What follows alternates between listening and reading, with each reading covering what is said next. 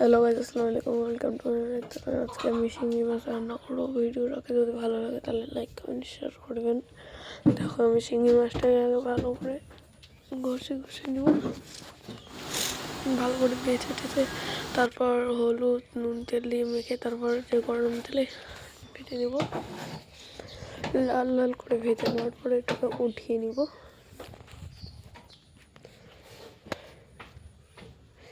লাল লাল করে ভাজার পরে এখানে একটু পেঁয়াজ, ওই তেলে পেঁয়াজ দিয়ে একটু আর একটু তেল দিয়ে ভালো করে নাড়াচাড়া করবো। তারপর করে একটু হলুদ দিব, নাড়াচাড়া করে নুন দিব, ভালো করে নাড়াচাড়া করে একটু আদা দিয়ে দিব।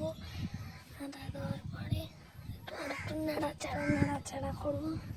তারপর এখানে একটু আমি লঙ্কার গুঁড়ো দিয়ে নেব। লঙ্কার গুঁড়ো দিয়ে ভালো করে একটু কষিয়ে নেব। দেখো কি লাল লাল হয়ে গেছে।